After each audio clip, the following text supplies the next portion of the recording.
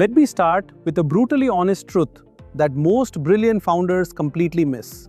Your customers do not want to use your product. Nobody wakes up excited thinking, wow, I can't wait to log into Jira today. Nobody dreams about spending their evening inside Salesforce dashboards. Nobody enjoys formatting massive Excel sheets.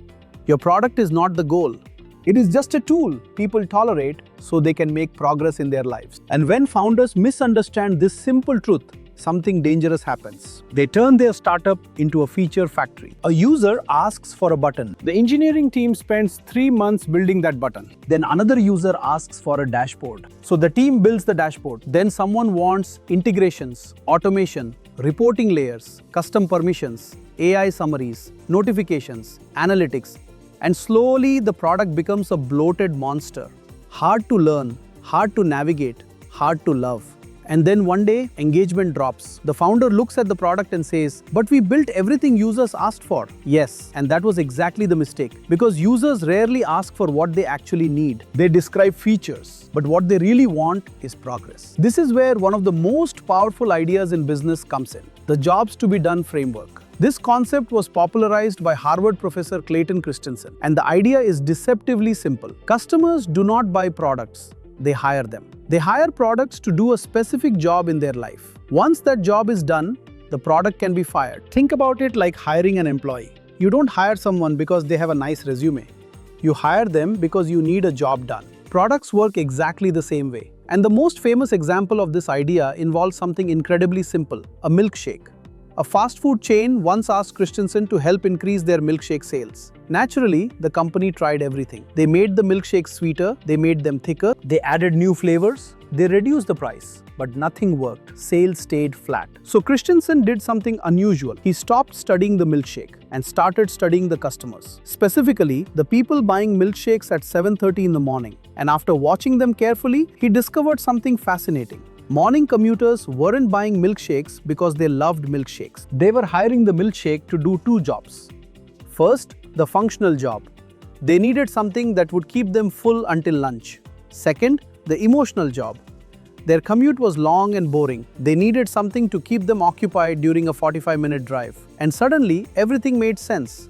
A bagel failed the crumb test. It made a mess in the car. A banana failed the time test. You finish it in 30 seconds. But a thick milkshake, it lasted the entire commute. Easy to hold, slow to drink, no crumbs. It was the perfect commuting companion. Once the company understood the real job, the strategy changed. They made the milkshake even thicker so it lasted longer, and sales increased. Not because the milkshake improved as a product, but because it improved as a job performer. This is the real power of the jobs to be done framework. It forces you to stop asking, what features should we build? And start asking, what job are customers hiring us for? But here's where things get even more interesting. Every job actually has 3 dimensions. Most founders only focus on one, the functional job. But the real magic happens when you understand all 3. Let's break them down. First, the functional job. This is the practical task the user wants to complete. For example, consider a scheduling tool like Calendly. The functional job is simple. Find a meeting time for multiple people without endless email back and forth. That's the task. Clear, practical. But if you stop here, you're missing something huge. Because every job also has an emotional dimension. This is how the user wants to feel while doing the task. In the scheduling example, the emotional job might be, I want to feel organized. I want to feel in control of my schedule.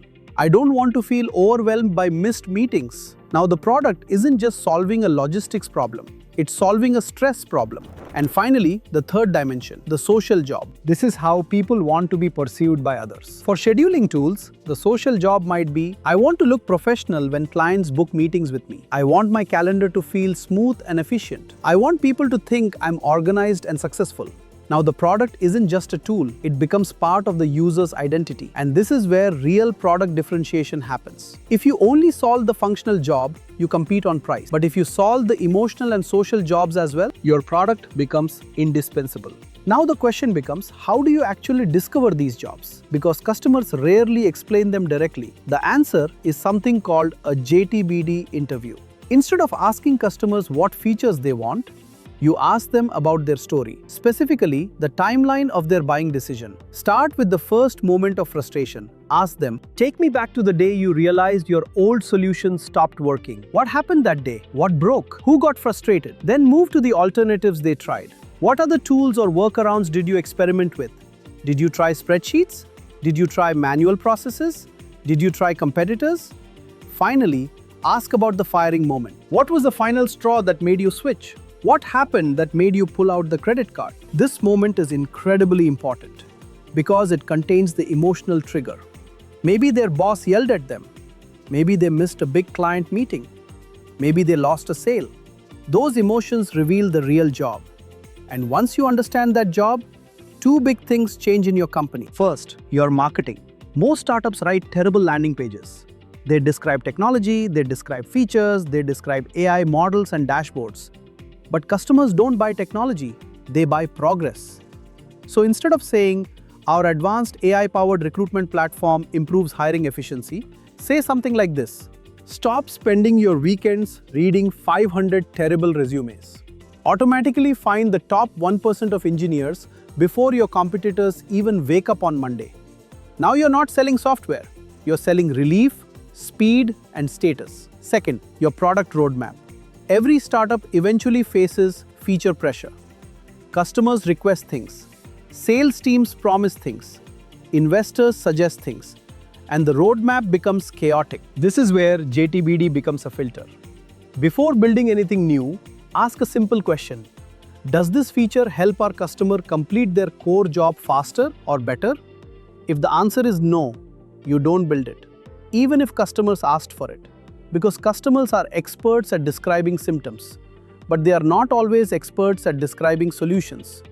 Your job as a founder is to protect the core job, not chase every request. When you do this consistently, something powerful happens. Your product stops becoming a collection of features and starts becoming a progress engine.